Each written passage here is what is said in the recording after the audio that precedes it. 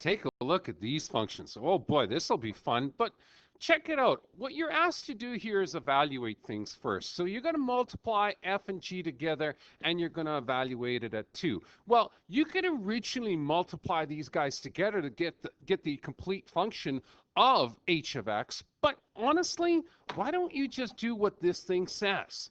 Find me f of 2 multiplied by g of 2, and then out here multiply the whole thing, the entire answer, by 3.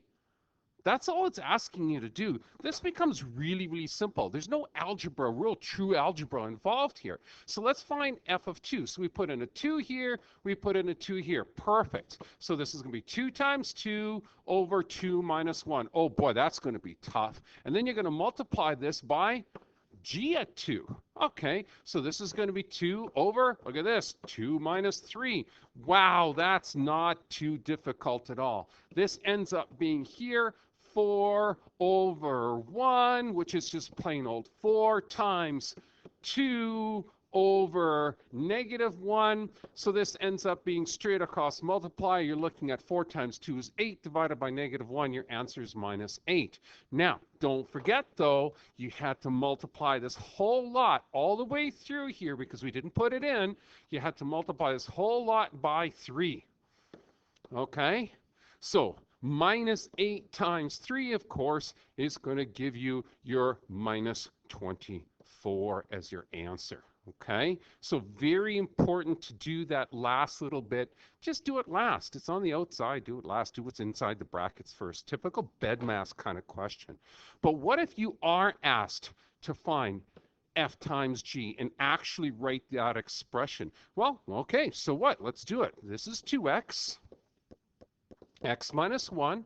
You're going to multiply this by x minus 3. Your answer, well, straight across multiply, is going to be 2x squared over, well, look at this. You can leave this as x minus 1 times x minus 3. And the reason why I like leaving it like that is because then you can state the restrictions real easy. If you state the restrictions, you realize that x cannot equal to 1 and 3. Those are your non-permissible values. There's your restriction. But sometimes they may give this to you as a multiple choice question and tell you, yeah, we want you to FOIL this out. So there's your x squared. There's your minus 3x minus 4x. There we go. And finally, positive 3 for your answer. So that could be given. Now you can get the form in this form, you can get the form in this form, whatever works, honestly, whatever they give you in a multiple choice. Now, here we go. Same thing. Check this out now. We want to divide these two functions. Oh, this will be interesting. So you're telling me here in this question, it's 2x, x minus 1 is now divided by x minus 3. Do you remember how to do this from Math 20? I wonder if you do. Remember, we have non-permissible values here and here, which we still know is x cannot equal to, of course, are 1 and 3. But don't forget that in order to divide a fraction, you take a reciprocal. So this still stays as 2x x minus 1, but now we take the reciprocal of the second thing. Take the reciprocal and multiply. Yes, grade 7 fractions. Here we go, baby. Which means, guess what? We have one more non-permissible value. X cannot equal to 0. Aha, interesting. Okay, so straight across multiply.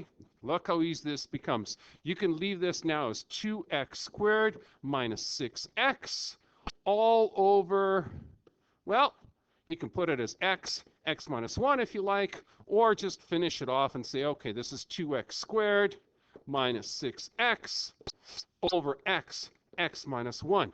Now, is that one necessarily completely finished? Not really, because one of the things I want to show you here is this. What if we took this one more step right here? Let me just move this down here so you can see this entire thing. Let's take it one more step. Look, can't you take out a 2x from this? From every one of these guys, you could take out a 2x, right? Leaving you with an x minus 3. This is what we had kind of originally here, right? Okay, I want to show you something though. Put this over x minus 1. check this out. Simplify it. X's cancel.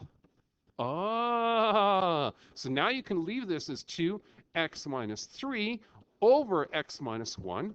Or again, you can do the distributive property and give me just 2x minus 6 over x minus 1. That's as simple as you can go. Either that one or that one is what I would consider okay. But what's important to remember is that we used to have two non-permissible values. Because you flipped it here, you actually have a third non-permissible value. That's the one thing that they may catch you on any kind of multiple choice question. So be careful.